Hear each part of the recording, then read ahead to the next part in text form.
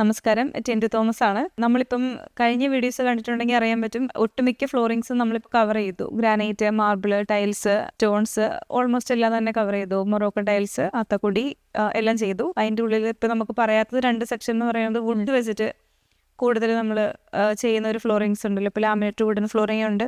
ടൈൽസിൽ തന്നെ വുഡിൻ്റെ സെറാമിക്കിലും വിട്രിഫൈഡിലും ടൈൽസ് ഒരുപാട് ഓപ്ഷൻസ് വരുന്നുണ്ട് പല സൈസിൽ. പിന്നെ അതുപോലെ തന്നെ ഒറിജിനൽ വുഡ് വെച്ചിട്ട് ചെയ്യുന്ന, തടി വെച്ചിട്ട് ചെയ്യുന്ന കുറച്ച് ഫ്ലോറിങ്സും കൂടെ ഉണ്ട്.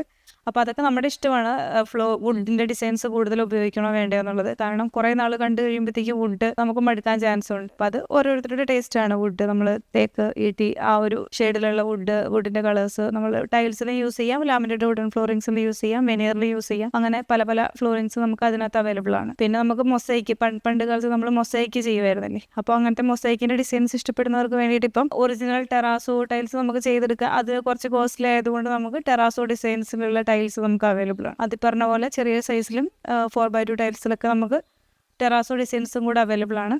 അപ്പോൾ ഇത് രണ്ടും ഒരു ചോയ്സ് ആണ്. അത് രണ്ടും നമുക്ക് കുറച്ച് ഏരിയയിലൊക്കെ വേണമെന്നുണ്ടെങ്കിൽ യൂസ് ചെയ്യാൻ പറ്റും. അപ്പോൾ അകത്തുള്ള ആ ഫ്ലോറിങ്സ് ഓൾമോസ്റ്റ് ഇപ്പോൾ കഴിഞ്ഞു. ഇനി നമുക്ക് എക്സ്റ്റീരിയറിലേക്ക് പോയി കഴിഞ്ഞാൽ കാർ പോർച്ച്, മുറ്റം, അവിടെയൊക്കെ യൂസ് ചെയ്യുന്ന ഫ്ലോറിങ്സിനെ കുറിച്ച് നമുക്ക് നോക്കിയാലോ. അപ്പോൾ അവിടെ നമുക്ക് car porch tiles, vitrified tile തന്നെ നമുക്ക് യൂസ് ചെയ്യാം. മുറ്റത്തും യൂസ് ചെയ്യാം, കാർ പോർച്ചിലും യൂസ് ചെയ്യാവുന്ന ഏറ്റവും കോസ്റ്റ് കുറഞ്ഞിട്ടുള്ള ടൈൽസ് തൊട്ട് ഫുൾ ബോഡി ടൈൽസ് തന്നെ നമുക്ക് പല സൈസിലുള്ളത് അവൈലബിൾ ആണ്. പിന്നെ അതേപോലെ താണ്ടൂർ സ്റ്റോൺ, ബാംഗ്ലൂർ സ്റ്റോൺ, അതിൽ നമുക്ക് സ്റ്റോൺസ് വേണമെങ്കിൽ നമ്മൾക്ക് ഇടയ്ക്ക് ഗ്രാസ് വെച്ചിട്ടൊക്കെ നമ്മൾക്ക് ചെയ്യാൻ പറ്റും. താണ്ടൂർ സ്റ്റോൺ ആണ് നമ്മൾ ഉപയോഗിക്കണമെന്നുണ്ടെങ്കിൽ അത് കുറച്ച് കോസ്റ്റ് കുറവാണ്. പക്ഷേ താണ്ടൂരും ബാംഗ്ലൂരും തമ്മിലുള്ള ഡിഫറൻസ് എന്ന് പറയുന്നത് കുറച്ചുകൂടി കടുപ്പം കൂടുതൽ ബാംഗ്ലൂർ സ്റ്റോണിനായിരിക്കും വരുന്നത്. താണ്ടൂർ സ്റ്റോൺ അത്രയും കടുപ്പം ഉണ്ടാവില്ല, ലെയേർഡ് ആണ് അതിന്റെ ഇത് വരുന്നത്. അപ്പം കൂടുതൽ ഹെവി ട്രാഫിക് ഏരിയാസിലെല്ലാം നമ്മൾ ബാംഗ്ലൂർ സ്റ്റോൺ ആണ് മുറ്റത്ത് കൂടുതൽ യൂസ് ചെയ്യുന്നത്. വണ്ടി കയറാത്ത പോർഷൻസിലൊക്കെ നമുക്ക് താണ്ടൂർ സ്റ്റോൺ ഒക്കെ യൂസ് ചെയ്യാൻ പറ്റും. പിന്നെ ഉള്ളത് പേവിംഗ് ടൈൽസ് ആണ്. അത് നമുക്കറിയാം, നമ്മൾ പണ്ട് കാലം തൊട്ടേ പേവിംഗ് ടൈൽസ് യൂസ് ചെയ്യുന്നതാണ്. പേവിംഗ് ടൈൽസ് നമുക്ക് വേണമെന്നുണ്ടെങ്കിൽ അതൊരു ഓപ്ഷൻസ്